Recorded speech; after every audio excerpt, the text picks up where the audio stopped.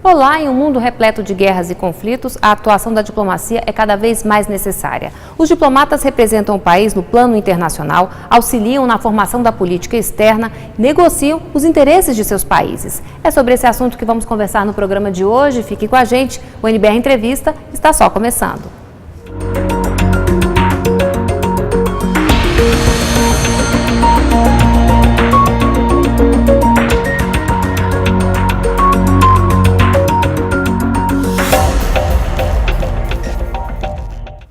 Nosso convidado é o ministro Sérgio Barreiros, diretor-geral adjunto do Instituto Rio Branco. Olá, ministro, muito obrigada por receber a nossa equipe. Carla, é uma grande satisfação ter vocês aqui e o interesse que vocês têm pelo trabalho que nós desenvolvemos aqui no Instituto Rio Branco. A escolha de locação não poderia ser melhor. Esse jardim peripatético que ao longo de diversas gerações de diplomatas inspirou conversas, debates depois das aulas, amizades que foram se forjando, é excepcionalmente bem escolhido para a nossa conversa. Então, antes da nossa conversa, a gente vai conhecer um pouquinho da história do Barão do Rio Branco, o patrono da diplomacia brasileira. O centenário da sua morte, em 2012, foi tema do programa De Lá Pra Cá da TV Brasil e a gente vai conferir agora um trechinho. José Maria da Silva Paranhos Júnior, o Barão do Rio Branco, nasceu no Rio de Janeiro no dia 20 de abril de 1845. Era filho de José Maria da Silva Paranhos, o Visconde do Rio Branco.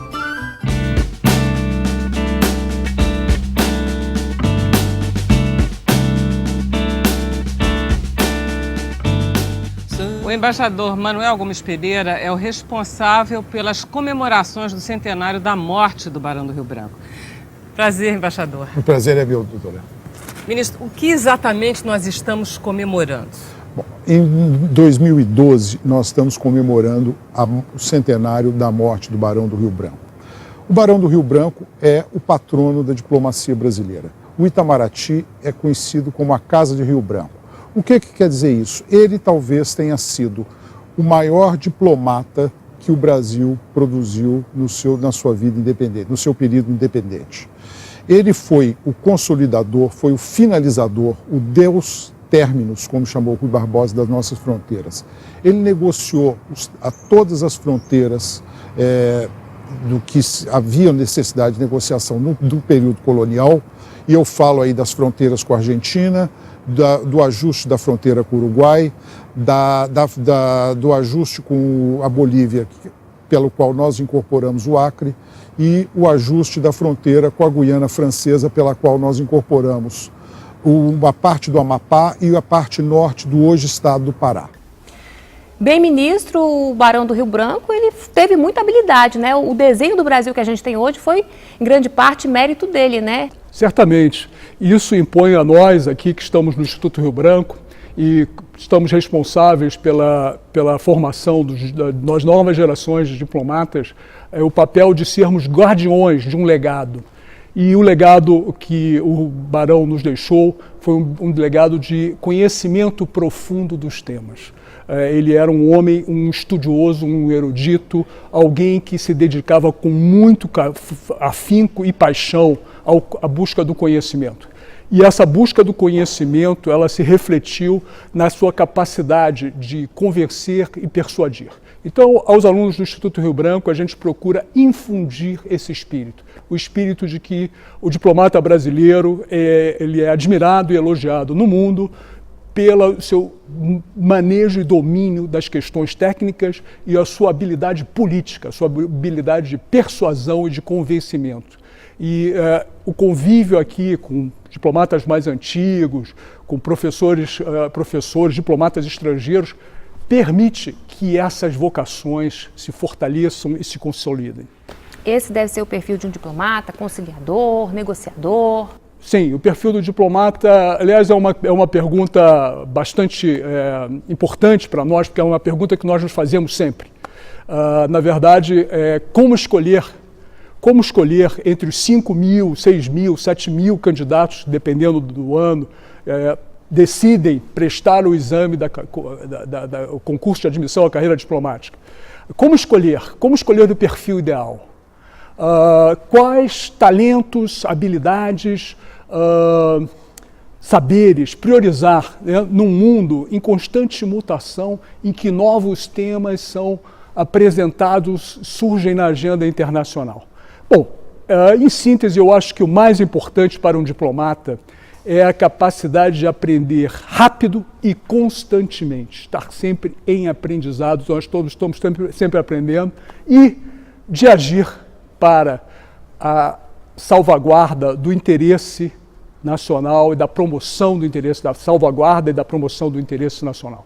Enfim, alguém que saiba identificar, avaliar questões criticamente, perceber as variáveis em jogo em cada situação e propor um caminho certo para a promoção e a salvaguarda do interesse nacional. Esse é o tipo de diplomata que nós queremos.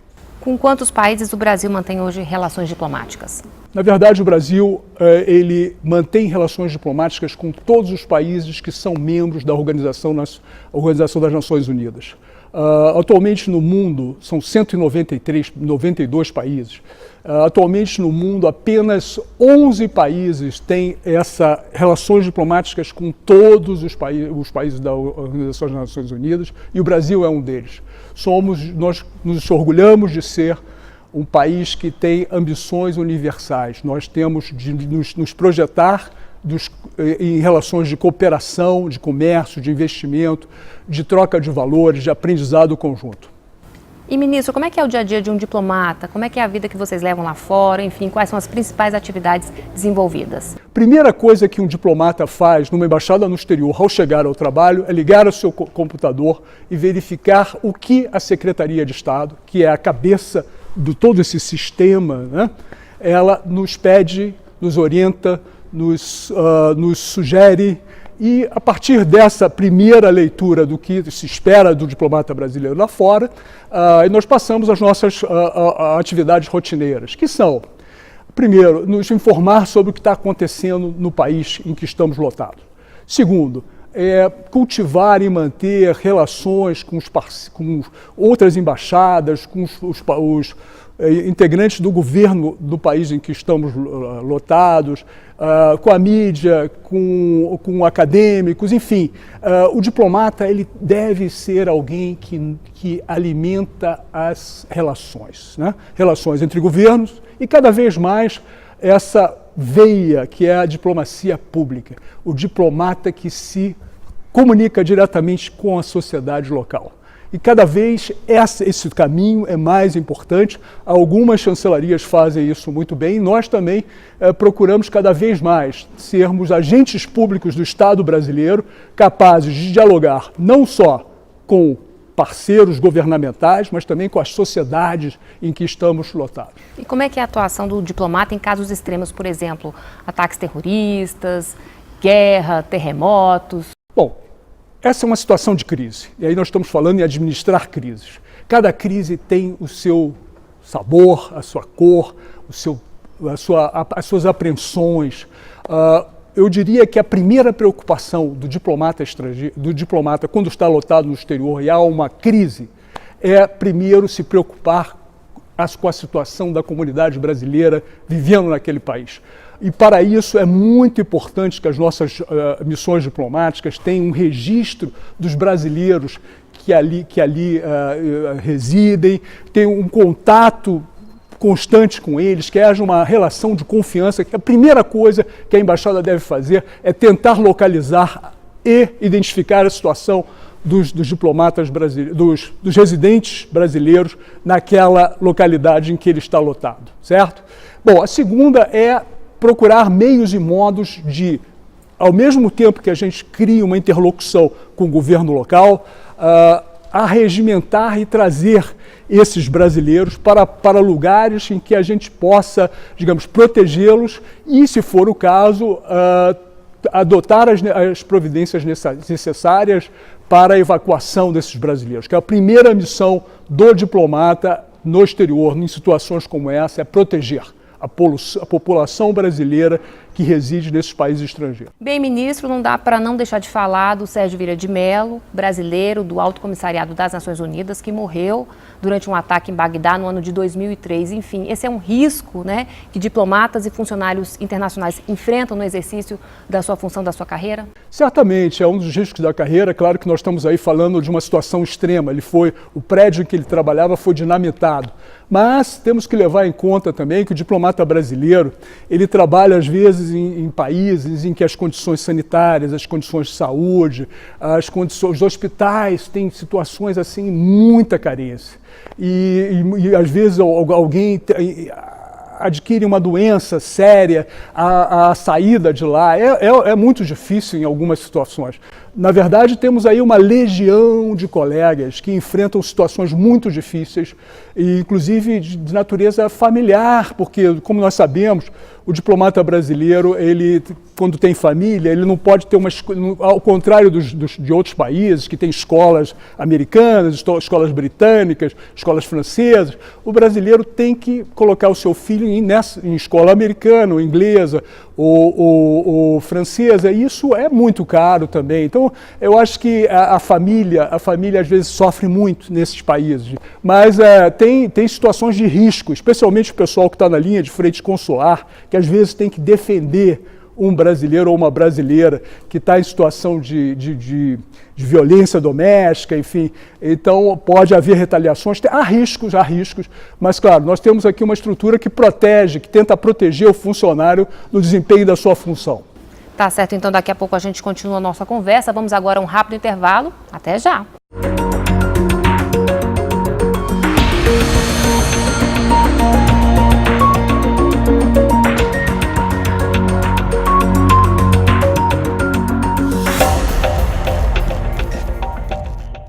Estamos de volta com a NBR Entrevista, que hoje conversa com o ministro Sérgio Barreiros, diretor-geral adjunto do Instituto Rio Branco. A gente vai assistir agora uma reportagem do programa Brasileiros no Mundo, da TV Brasil, com o passo a passo para o ingresso nas carreiras do Itamaraty. E em seguida veremos o depoimento do diretor-geral da OMC, o embaixador Roberto Azevedo, sobre a experiência dele aqui no Instituto Rio Branco. O diplomata é o profissional de nível superior que representa o Brasil no exterior. Participa de reuniões internacionais e negocia em nome do país. O oficial de chancelaria tem nível superior e presta apoio técnico-administrativo às tarefas diplomáticas e consulares. Já o assistente de chancelaria é o profissional de nível médio que dá apoio administrativo aos servidores da carreira diplomática. A forma de acesso aos 3 cargos é por meio de concurso público. Alberto Lima é oficial de chancelaria. Casado e pai de 2 filhos, viveu durante 5 anos em Paris, onde trabalhou na Embaixada do Brasil. A nossa proposta foi, já que a gente decidiu sair, não foi uma imposição do Ministério, porque o Ministério não impõe a ninguém sair. Foi uma decisão nossa ir, então, que a gente assuma a nossa decisão e que a gente se abra para a França. E a gente se abriu, colhemos muitos novos amigos, foi uma experiência extremamente gratificante e enriquecedora do ponto de vista pessoal. Mas Alberto Lima considera que trabalhar no exterior também tem dificuldades, e elas devem ser consideradas por quem pretende seguir uma das carreiras do órgão. De se desprender daqui, de ter que recomeçar tudo, de abandonar por um período família, amigos, a rotina que a gente tem aqui dentro do Brasil, para recomeçar tudo lá fora. Se você está disposto a fazer isso, se você está disposto a assumir essas condições, às vezes em postos que são postos que não são como Paris, não são como Nova York, que tem condições muito mais adversas para se trabalhar, como alguns postos na África, na Ásia, porque nessas condições em que a gente trabalha, no exterior, a gente não pode negar que há muito o que fazer nesses lugares. Para este professor de um curso preparatório para o Itamaraty, a vivência no exterior atrai muitos candidatos, mas não é o fator principal na escolha da carreira.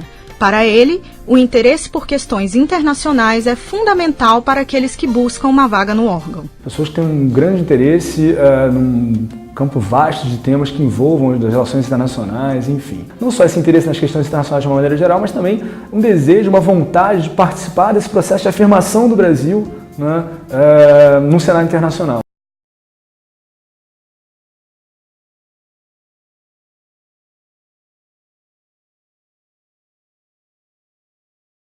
Olá a todos, eu fico muito contente de poder participar dessa iniciativa em homenagem aos 70 anos do Instituto Rio Branco. E fico contente por um motivo muito simples.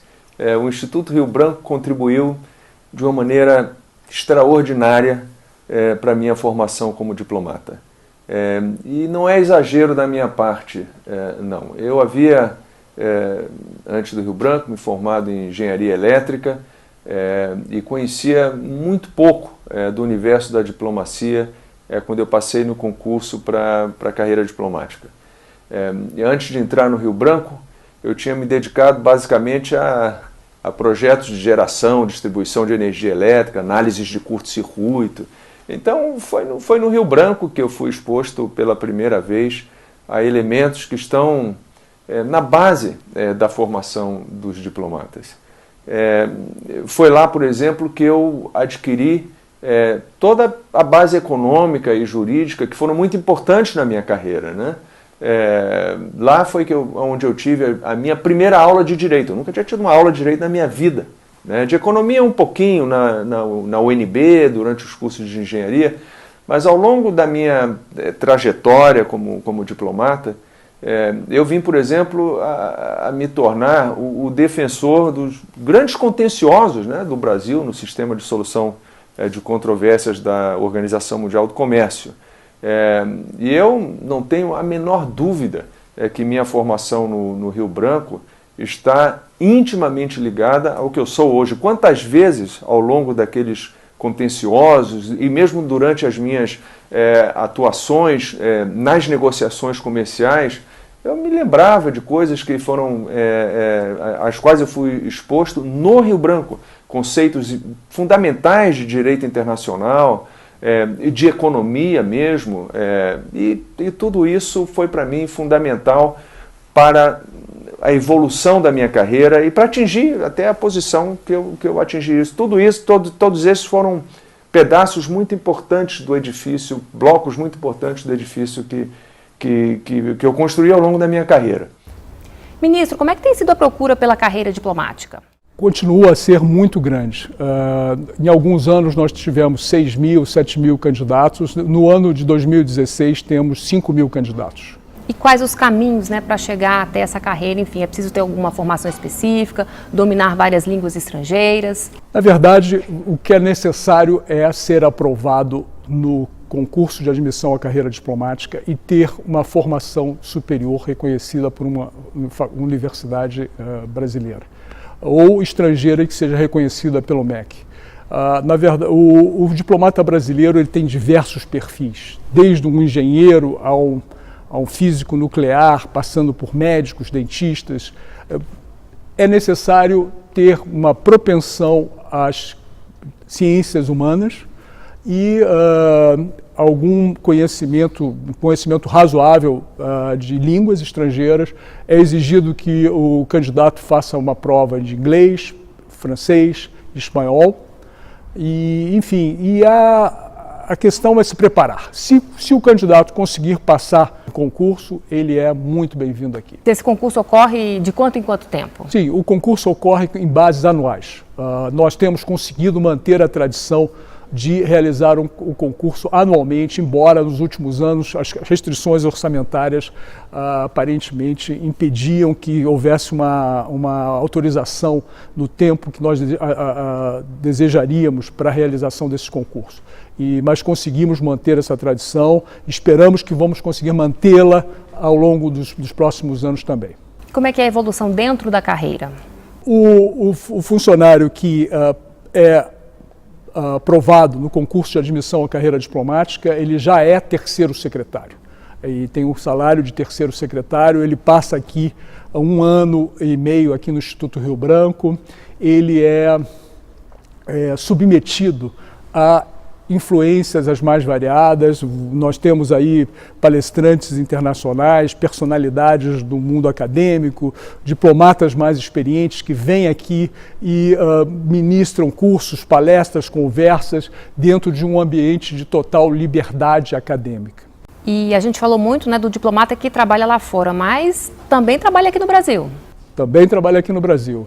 E aqui no Brasil, normalmente nós somos os funcionários que saem do Instituto Rio Branco, são lotados em divisões, departamentos, subsecretarias como assessores do subsecretário e recebem um conjunto de temas que eles devem responder e se especializar. Sempre se espera que um diplomata mais jovem ele conheça aquele assunto mais profundamente, com muito mais detalhes que os seus chefes, porque ele é o responsável por esse assunto. Então, na verdade, ele vai ser designado para as diversas áreas do Ministério, de acordo com a sua classificação final no curso de admissão à carreira, curso de formação no Instituto Rio Branco, e escolherá, de acordo com a sua classificação, a área em que irá atuar. O topo da carreira é o cargo de ministro de primeira classe, que equivale a de embaixador.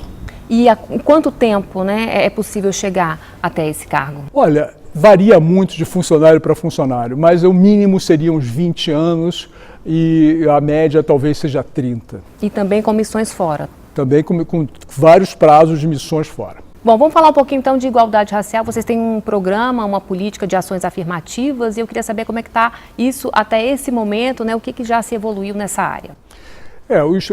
O Instituto Rio Branco e o Ministério das Relações Exteriores têm a única política de ação afirmativa que foi implementada no âmbito da administração pública federal. É motivo de grande orgulho. Nós acreditamos que a carreira diplomática deve ter rostos e caras que reflitam a diversidade do país. Nós temos esse programa desde 2002. Foram concedidas 640 bolsas para 375 bolsistas e conseguimos a aprovação de 26 beneficiários dessa Bolsa Prêmio de Vocação para a Diplomacia. Como funciona a bolsa? Nós concedemos uma ajuda de R$25 mil por ano aos candidatos que apresentarem um plano de estudo, que façam uma prova de conhecimentos gerais e depois uma entrevista aqui. Este ano nós estamos pensando meios e modos de atualizar o programa, uma vez que desde o ano passado há uma reserva de vagas de 20% para todos os candidatos aos concursos da administração pública brasileira. Então nós estamos vendo aí meios e modos de manter o programa, mas atualizá-lo, tendo em vista esse novo elemento que já assegura a presença de 20% dos diplomatas pretos e pardos no nosso quadro de alunos. Ministro, então para a gente encerrar, qual seria o seu conselho para as pessoas que têm vontade de um dia se tornarem diplomatas? Meu conselho é não desistam. Temos vários colegas que tentaram uma vez, 2 vezes, 3 vezes, 4 vezes, conseguiram. Mesmo que você não consiga da primeira, da segunda vez, você está adquirindo experiência, você está se preparando melhor e se você sentir o chamado que vem do teu interior, de que você quer ser diplomata, que essa é a tua vocação, você acabará conseguindo. Tá certo, então muito obrigada pela sua participação e até uma próxima oportunidade. Obrigado. Bem, outras informações então sobre a carreira diplomática no site do Instituto Rio Branco e para rever o programa é só entrar no nosso canal no YouTube. Muito obrigada pela companhia e continue com a gente na NBR, a TV do Governo Federal.